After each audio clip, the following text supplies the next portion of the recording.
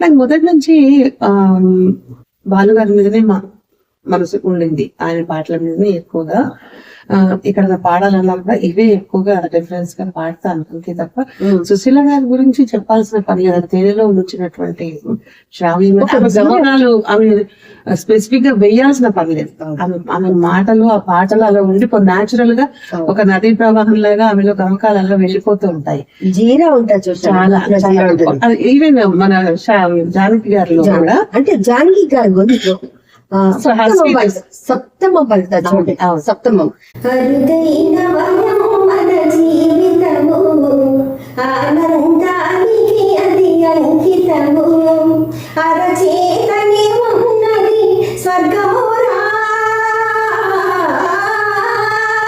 ఆ సప్తం పలకడం చాలా కష్టం. అది జానకి గారు అన్నారు. మరి మన సుశీలమ్మ గారికి కనుల మనోరథ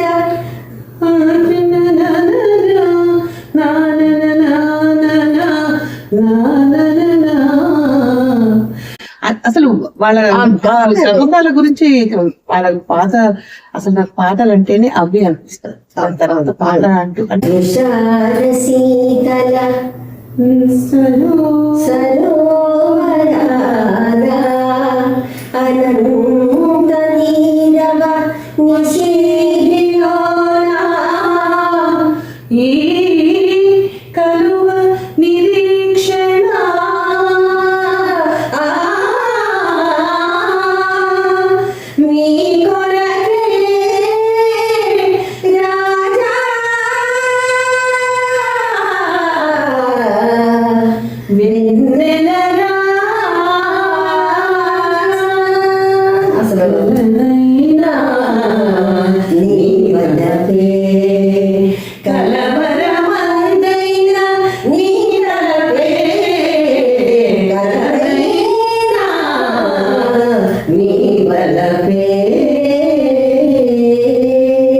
పాలు గుర్తుకొచ్చిందంటే నాకు. అంటే ఆ ఒక్కొక్క గొంతుకి ఒక్కొక్క ఏమంటారు, ఒక్కొక్క గొంతుకి విశిష్టత ఉంటుంది. ఇప్పుడు మనకి వచ్చే పాటలు ఏమవుతుందంటే ఆ గొంతులు గుర్తుపట్టడం కష్టం, ఒకేలా కనిపిస్తుంది. అప్పుడేమో ఇది సుశీలమ్మ పాడింది, ఇది జానకమ్మ, ఇది వసంతమ్మ, ఇది చిత్రమ్మ, గొంతునే చెప్పేసేవాడు. గొంతునే చెప్పేస్తాం. పాడాలి కూడా అంతే కదా, సపరేట్ పిబి శ్రీనివాసరావు గారు స్వరధర్మం అనేది ఒకటి ఉంటుంది కదా, స్వరధర్మం అనేది కనిపించేది. కానీ ఇప్పుడు ఇమిటేషన్ కనిపిస్తుంది ఒకటి, ఎవరు పాడారు ఏంటి అన్నది సరిగా తెలియట్లేదు మనకి, ఎదుర్కోవాల్సి వస్తుంది. టెక్నాలజీ మళ్ళీ ఇంకోటి ఏంటంటే అప్పుడు రికార్డింగ్ చూడండి మనకి లైవ్ రికార్డింగ్ కానీ ఇప్పుడు లైవ్ లేదు. ఎవరు పాడారో తెలియదు, ఏం పాడారో తెలియదు. ప్రాణం పెట్టి పాడడానికి ఆ పాట మొత్తం పాడితే తెలుస్తుంది. అది ఒక్కరు పాడినప్పుడు ఎక్కడ ఎంత పాడాలో తెలియదు, చెప్పిన దాన్ని బట్టి పాడుతున్నారు కదా.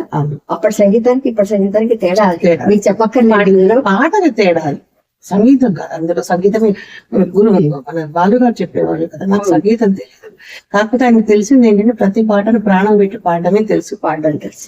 అంతే అంతే అంతే కదా, అదే కదా పాటే ముఖ్యం, సంగీతం ముఖ్యం. సంగీతం గురించి మాట్లాడుతుంటే ఎంతకి తరగదండి. ఎందుకంటే ఎంత మాట్లాడినా ఇంకా తవ్వే కొద్ది తీసే కొద్ది వస్తుందంటే వస్తుంది. మరి మీరు ఇంకా మరికొన్ని అచీవ్మెంట్స్ చేస్తారు కదా, అవి ఏంటో చెప్తారా మా కోసం? నేను చేసింది అంటే సహస్ర కళాక్షలు చేశాను, శతకళాక్షలు కూడా చాలా చేశాను. కానీ ఒకటి చేసింది ఏంటంటే 100 రోజులు 100 సంకీర్తనలు. ఓ మై గాడ్, 100 రోజులు పాటు చేశారు. ప్రతిరోజు ఒక అన్నమాచార్య కీర్తన అలా రికార్డ్ చేశాను. 100 రోజుల్లో 100 సంకీర్తనలు, అదొక రికార్డ్. దీంట్లో ఇంకో విషయం అడగాలనుకుంటున్నాను. మీరు కూడా ఎవరైనా కొత్త కంపోజ్ చేసి పెట్టారా, లేకపోతే ఉన్న వాటిని? నేను కంపోజర్ కాదు, నేను కంపోజ్ చేయను, ఓన్లీ సింగింగ్. తర్వాత భగవద్గీత గురించి నాకు ఒక ఆలోచన వచ్చింది. ఏంటంటే 18 అధ్యాయాలు ఉన్నాయి, 700 శ్లోకాలు ఉన్నాయి భగవద్గీతలో. అది ఒక రోజు మొదలుపెట్టి ప్రతిరోజు 18 శ్లోకాలు రికార్డ్ చేసి, అంటే టీచింగ్ మెథడ్. మామూలుగా మనకి యూట్యూబ్ లలో భగవద్గీత దొరుకుతుంది, కానీ అలా కాకుండా ధర్మక్షేత్రే కురుక్షేత్రే సమవేత యుయుత్సవమా, ఇది ఎంత టైం అయితే పలికాను అంత టైం వదిలేయటం. తర్వాత ఆ ప్లేస్ ఎదురు వాళ్ళు కూర్చున్న వాళ్ళు భగవద్గీత పట్టుకుని ఆ లైన్ రిపీట్ చేయడం. మామకా పాండవాశ్చైవ కిమకుర్వత సంజయ. మామకా పాండవ అది ఎదురువాడు పాడడానికి వీలుగా. అలా 18 శ్లోకాలు, అలా రోజుకు 18 శ్లోకాలు చొప్పున అలా పాడేసి యూట్యూబ్ లో అప్లోడ్ చేశాను. అయితే ఖచ్చితంగా నేను అది అయిపోయిన తర్వాత ఒక కార్యక్రమం చేద్దామని అనుకున్నాను. 18 అధ్యాయాలు చేశాను. చేసిన తర్వాత అనుకోకుండా ఆ తర్వాత రోజు గీతా జయంతి అయింది. మరి ఎలా కలిసి వచ్చింది? కరెక్ట్ గా మండలం రోజులు, అది మండల దీక్ష, అదొక వరల్డ్ రికార్డ్. పాఠం కాదు, నేర్పించడం అలా అదొకటి చేశాము. గీతా జయంతి రోజు శుద్ధగలాచన కండక్ట్ చేశాము. అలా అవి 2 వరల్డ్ రికార్డ్స్. నిజంగా గ్రేట్ అండి, నిజంగా అందరికీ సాధ్యం కాని విషయం అది 10 మందికి చేరాలనే ఉద్దేశం. ఇప్పుడు ఇంకోటి ఏంటంటే, నువ్వు గీత చదువు, నీ జీవితం అర్థమవుతుంది అంటే కదా. గీత చదివితే చాలు. మనకి భగవంతుడు ఇచ్చిన వరం ఏంటంటే, మన దేశానికి మాత్రమే దక్కిన వరం గీత, భగవద్గీత. భగవద్గీత చదివితే నీకు అన్ని సారాంశం తెలుస్తుంది, సంస్కృతం పలకడం అర్థమవుతుంది. ముఖ్యంగా పర్సనాలిటీ డెవలప్మెంట్ క్లాసెస్ అని ఇప్పుడు మొదలు పెట్టారు. కానీ మనకు ఏ డెవలప్మెంట్ అన్ని గీతాలు ఉంటుంది. గీతాలో లేనిది అసలు బయట ఏం లేదు, బయట ఉన్నదంతా గీతాలో ఉంది. అది చాలా మందికి తెలియదండి. అబ్బాయిలంటే ఎవరు చదువుతారంటే అవడం, కానీ దాన్ని అర్థం చేసుకో, మనసుతో ఆ స్వామిని తలుచుకొని చదివితే నిజంగా మన ముందు కూర్చొని చెప్పినట్టుగా.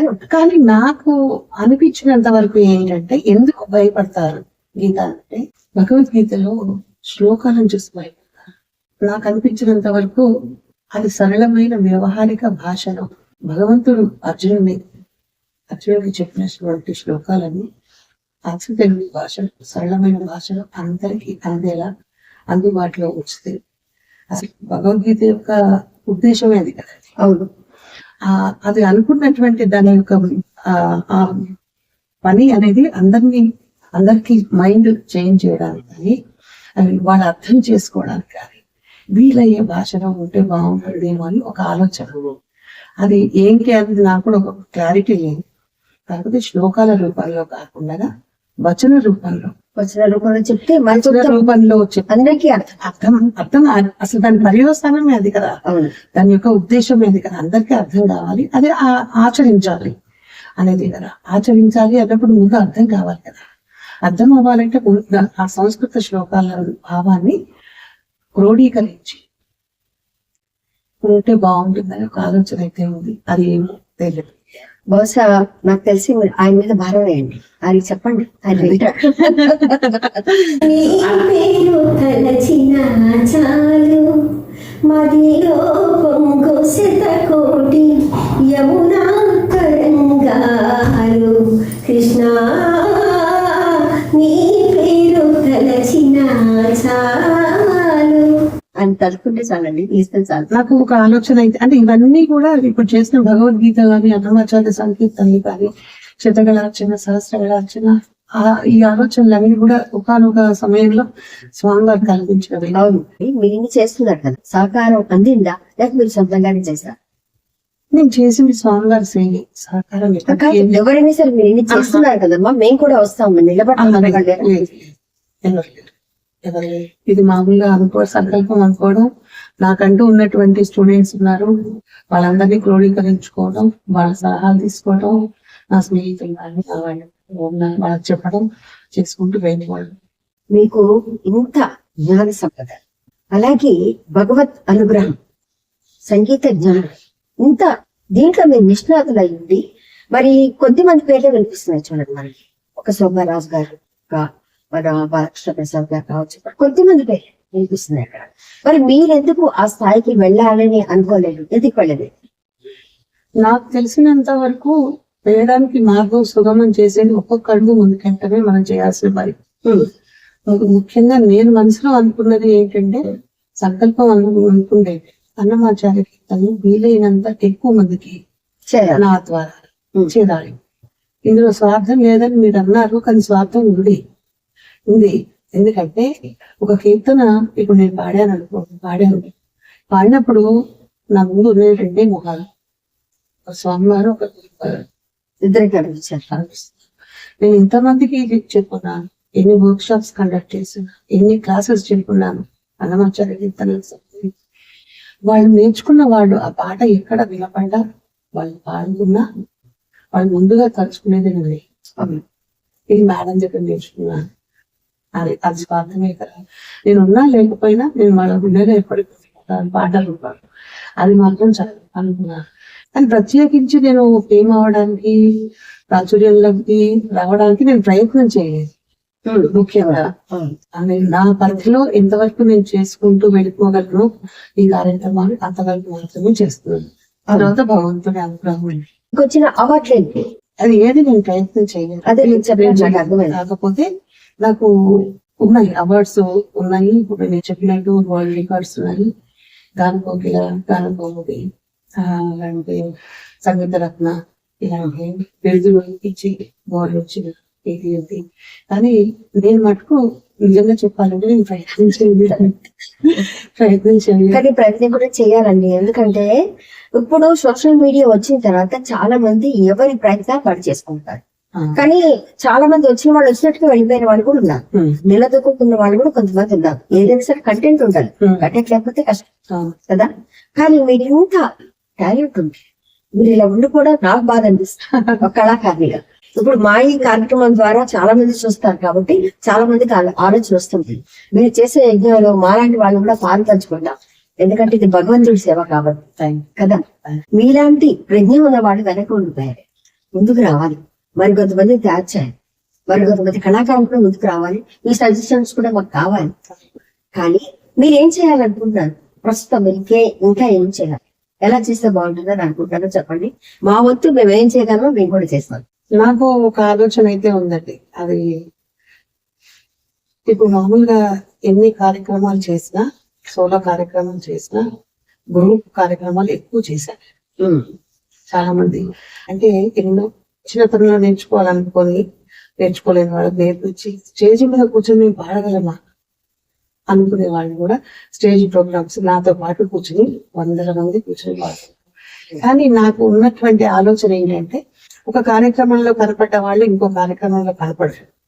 అవును, అలా కాకుండా నేను చెప్పేటువంటి సంకీర్తనని కనీసం మీరు అన్నట్టు ఇంతకుముందు నేను చెప్పాను, కనీసం 32 సంకీర్తనలు పర్ఫెక్ట్ గా నేర్చుకుని ఒక గ్రూప్ 100-150 మెంబర్స్ పర్మనెంట్ గ్రూప్ తీసుకుని స్టేడియం మొత్తం వాళ్ళతో కార్యక్రమం చేయాలన్నది ఒక ఆలోచన ఉంది. మంచి ఆలోచన అండి, మంచి ఆలోచన. అంటే నేను రేపొద్దు నేను లేకపోయినా నా బదులుగా వాళ్ళు కొంతమంది కూర్చుని ప్రోగ్రామ్స్ చేసేలాగా. ఎందుకంటే కళాకారులు ఎప్పుడు ఉండరు అన్నమాట రాకుండా ఈ గ్రూప్ అలా ఉండిపోవాలి. పెద్దవాళ్ళు నేను అనేది ఏంటంటే ఇప్పుడు మీరు అన్నారు పైకి వచ్చే పిల్లలు ఇప్పుడు ఇంకా కొత్తగా వస్తున్నాం, అది కాదు నేను అనుకోవడం. ఇప్పటి నుంచో ఉన్నటువంటి కోరికలు వాళ్ళ స్వామివారి సేవలు ఉండిపోయింది. పర్మనెంట్ ఆర్టిస్టులుగా, పర్మనెంట్ సింగర్స్ గా ఉండి ఆ గ్రూప్ తయారు చేయాలనేది ఒక కోరిక. వాళ్ళ దగ్గర ప్రోగ్రామ్ ఉందంటే అందరూ వచ్చేలాగా 150 మెంబర్స్ వెళ్ళిపోయి మన దేవాలయాలు, మన టెంపుల్స్లలో, మన జంట రాష్ట్రంలో ప్రోగ్రామ్స్ ఇవ్వాలంటే ఒక కోరిక చాలా బలంగా ఉంది. ఈ మధ్యన ఎక్కువ అనిపిస్తుంది. అది ఎక్కడికో వెళ్ళి అక్కడ వాళ్ళని తయారు చేసి వాళ్ళతో ఒక ప్రోగ్రామ్ తో అయిపోయింది కాకుండా పర్మనెంట్ సింగర్స్ చేయాలని ఉంది, నాకు చాలా కోరిక ఉంది. సో అది స్వామివారి అనుగ్రహం, స్వామివారి అనుగ్రహంతో పాటు మనం ఈ కార్యక్రమం ద్వారా కూడా చెప్పదలుచుకున్నాం. ఎందుకంటే మరి అంతమందిని తయారు చేయాలంటే ఒక మంచి గురువు ఉంటారు. మీలాంటి గురువు ఆల్రెడీ ఉన్నారు మా దగ్గర, మీలాంటి గురువు మాకున్నారు. కానీ నేర్చుకునే విద్యార్థులు కూడా కొంతమంది ఉండాలి, దీని మీద తపనతో ఉన్నవాళ్ళు. ఒకప్పుడు ఏమనేవారంటే ఏం చేస్తారు, పాటలు పాడడమా, డాన్స్ చేయడమా, అది కూడు పెడుతుందా వడ్డిస్తుందా అని అనేవారు. కానీ కూడు గుడ్డ ఇచ్చేది అదే కదా. ఉన్న టాలెంట్ ని వెనక దాచుకోనట్లేదు, ముందుకు ప్రదర్శిస్తే మన వాళ్ళకి తెలుసు కదండి. మన మరి మీరు చేసేది ఏంటి, దేవుని సేవ ఒకటి, మన సంస్కృతి సంప్రదాయం నిలబెట్టడం ఒకటి. దీని మూలంగా చాలా మందికి తెలియాలి. మరి కొంతమంది స్పాన్సర్స్ అన్నమాట, ఎందుకంటే ఆర్థిక సహకారం ఉన్నప్పుడు పనుకునే కార్యక్రమాలు చేయాలి. ఏ కార్యక్రమం చేయడానికి వెనకాడుగు వేస్తున్నది ఎందుకు అంటే దానికోసం ఆర్థిక సహకారం లేకపోతే కష్టం. మ్యాన్ పవర్, మనీ పవర్ కావాలి, రెండే ఉండాలి. ఆ రెండే ఉన్నప్పుడే మనం ముందుకు సాగాలి. మరి మీ కోరిక తప్పకుండా తీరాలని మరిన్ని మంచి కార్యక్రమాలు చేస్తే 100,000 మంది విద్యార్థులు మీరు తయారు చేయాలని, దేశ విదేశాల్లో మీ పేరు చెబుతూ మీ శిష్యులు పార్టిసిపేట్ చేయాలని, అలాగే మీరు కూడా ఆ కార్యక్రమాల్లో పాల్పంచుకోవాలని మా శంభూరి మయూరి గారి పేరు ఎప్పుడు కూడా మార్గో గారు అని కోరుకుంటున్నాను.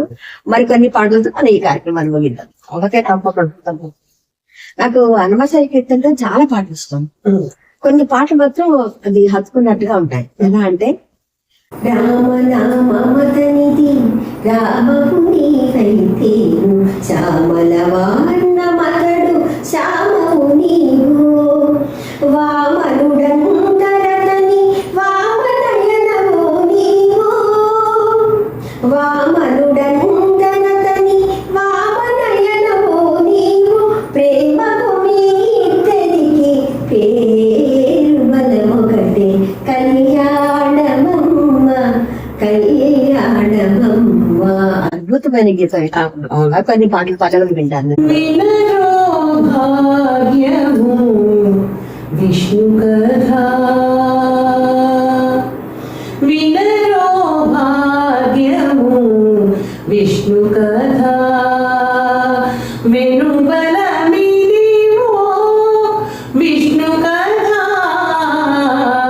వినరో భాగ్యము విష్ణు కథా వెనుబలమిదివో విష్ణు కథా వినరో భాగ్యము విష్ణు కథా. అన్నమాచార్య కీర్తనలు ఒకటి కాదు, ఇది ఒకటే అనిపించింది. అండగా సముద్రంలో వెళ్తే నత్తగుళ్ళలో ఇవి దాంట్లో ఇవి ఉంటాయి. ఈ సముద్రంలో మాత్రం అన్ని ఆడి ఉంచాలి. వెళ్తే ఇంకా అసలు అనంతమైనటువంటి సంపద ఇందులో. ఇంతకుముందు నేను మీకు వినిపించాను ఒకటి లలిత రాగంలో గురువు గారు కంపోజ్ చేసినటువంటి సంకీర్తనలోనే లలిత రాగంలో ఇంకోటి కూడా చాలా ప్రాచుర్యంలో పొందినటువంటి సంకీర్తన ఉంది. తెలుసా మీకు? అది పాడే ఇది పాడగా ఇదేనా అనుకుంటా. జయలక్ష్మి వరలక్ష్మి జయలక్ష్మి వరలక్ష్మి సంగ్రామ వీరలక్ష్మి జయలక్ష్మి వరలక్ష్మి సంగ్రామ వీరలక్ష్మి ప్రియురాలవై హరికి ప్రియురాలవై హరికి అమ్మా జయలక్ష్మి వరలక్ష్మి సంగ్రామ వీరలక్ష్మి ప్రియురాలవై హరికి వెలసిదివోమా. ఇది అమ్మవారికి అనిపించింది నాకు. అమ్మలాగన్నా మా ముగ్గురం మన బోధపట్టమ్మ. అన్నమాచార్య కీర్తనలలో మానవ జీవితంలో ఉన్నటువంటి అన్ని కోణాలను స్పృశించిన సంకీర్తనలు. అవునండి. అందులో మామూలుగా అమ్మవారి సంకీర్తన, స్వామి సంకీర్తనలే కాకుండా వైరాగ్య సంకీర్తన. ఆయన ఒక్కొక్క స్టేజ్ లో ఒక్కొక్క పాట ఆలపించారు. అంటే ఒక్కొక్క అది అన్ని పార్శ్వాలు ఉన్నాయి అంత. అవును అవును. ఆయన సంకీర్తనలలో జానపదం తీసుకుంటే మొల్లలు తురుముల ముదిచిన బరువున మొల్లపు సరసపు మురిపెమున జల్లన పొడి చారకపతిపై చల్లేర దివలు జాజరా జగడపు చనుల జాజరా సరిగల మంచపు జాజరా జగడపు చనుల జాజరా. జాజర పాట ఇది మనకి కోలాట సమయంలో కూడా ఇది ఎక్కువగా వాడతారు. సందరాలు కూడా జానపదమే. అది జానపదము. కానీ అది అందులో ఎంత మీనింగ్ ఉంటుందంటే కందువగు హీనాధికములిందు లేవు అందరికి శ్రీహరే అంతరాత్మ ఇందులో జంతువుల మింద ఒకటే అందరికి శ్రీహరే అంతరాత్మ హరే అంతరాత్మ శ్రీహరే అంతరాత్మ. చాలా గొప్ప ఇది ఉంది. తర్వాత వైరాగ్య సంకీర్తన. తెలిసితే మోక్షము తెలియకున్న బంధము కలవంటిది బ్రతుకు ఘనునికి తెలిసితే మోక్షము తెలియకున్న బంధము అనయము సుఖమేడది అవల దుఃఖమేడది తనుగుపై ఆశలేని తత్వమది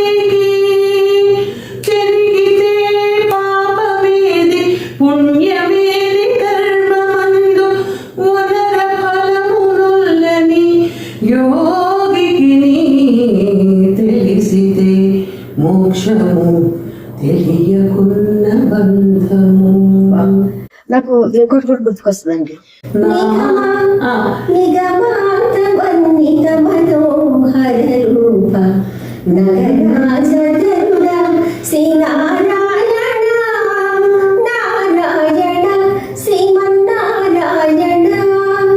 ఇది అడుగుతుంది నానాటి బ్రతుకు దేవతలో నాటకము కానక కన్నది కైవల్యము.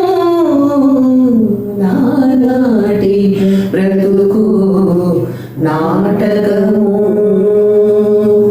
నాటకము. కళ్యాణ సంకీర్తన వాళ్ళు ఇంకోటి ఏంటంటే జోలపాటలు లాలిపాటలు ఒకటేటండి, ఎన్నో ఉన్నాయి. ఇంకోటి ఏంటంటే ఒక్కొక్క రాగం విశిష్టత, ప్రతి ఒక్క రాగానికి ఒక విశిష్టత. ఆ రాగం విన్నప్పుడు సింధు భైరవి అద్భుతమైన రాగం. రేవతి కలిగే నీదే నాకు కైవల్యము, కలిగే నీదే నాకు కైవల్యము.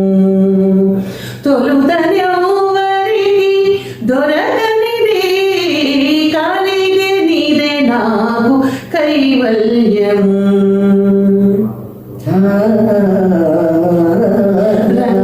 రంగరంగపతి రంగనాథ నీ సింగరాలి తరచాయ శ్రీరంగనాథ.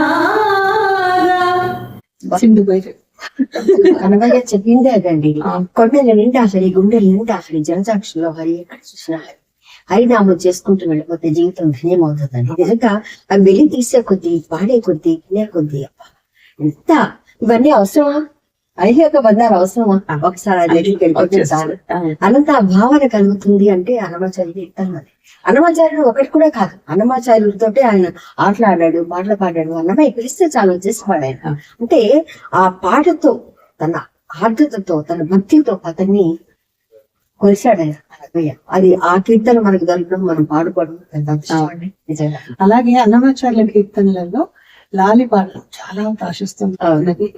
అందులో ఒకనొక కాలంలో ఎప్పటి నుంచో కూడా ప్రతి తల్లి కూడా ఇది అన్నమాచార్య కీర్తనేనా అని తెలియకుండా కూడా పాడిన అన్నమాచార్య కీర్తన ఉంది.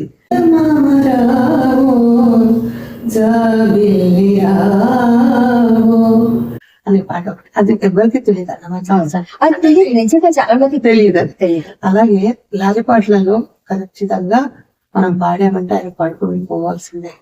అలర చంచలమైన ఆత్మలందుండని అలవాటు చేసెని ఉయ్యాల, పలుమారు ఉచ్ఛ్వాస పవనమందుండని భావంబు తెలిపెని ఉయ్యాల, ఉయ్యాల, ఉయ్యాల, ఉయ్యాల, ఉయ్యాల.